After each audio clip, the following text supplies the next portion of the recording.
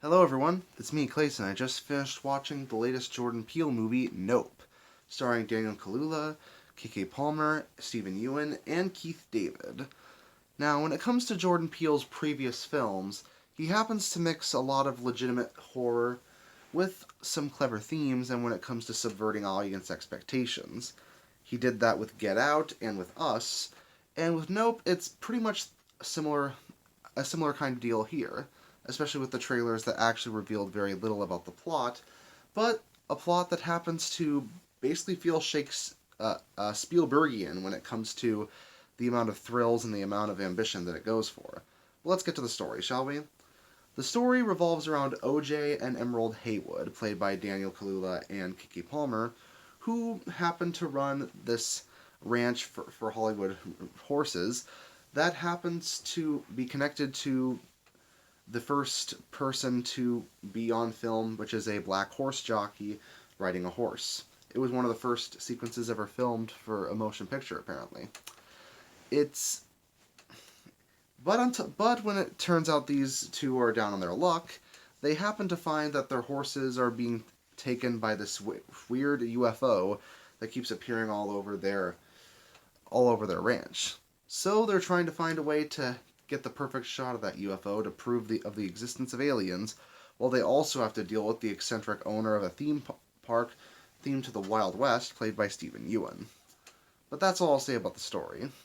The story here actually happens to have a lot of similarities with other alien features, particularly Close Encounters of the Third Kind, I believe, but Peele finds his own way around this sort of plot, as the aliens themselves are never really shown on screen, but their UFO happens to make for some genuinely good thrills, especially with its pretty impressive effects.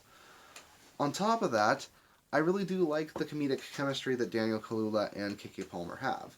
Palmer having the being the extroverted member of the family who always tries to sell her various skills to the public, whereas Kaluuya is more the introvert and definitely more the one that the audience follows and relates to the most.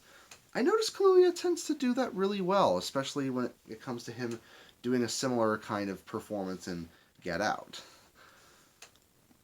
And Stephen Ewan, of course, is an actor that needs no introduction if you're a fan of Walking Dead or Legend of Korra. And Ewan delivers a pretty charismatic performance as a former child actor involved in a terrible accident involving a murderous chimp.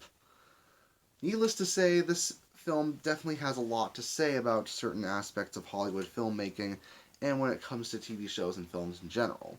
And that self-aware kind of humor does keep the film going before it comes to its very thrilling third act. But in order to get to that third act, it has a pretty slow and somewhat uninteresting beginning. Granted, the opening scenes are rather shocking and they set the tone pretty well, but some parts of the film do feel like they tend to drag, especially when it comes to certain scenes of tension that are undercut by comedy. It doesn't feel like Jordan Peele ended up doing that when it came to Get Out or Us, which kept the tension high throughout the entire film. Here, it feels like it veers into comedy a little too much for jokes that didn't really make me laugh, and where the audience kind of seemed to be mostly in silence for most of it. But when the thrills and suspense do come in, they are effective, and there are some genuinely good scares here.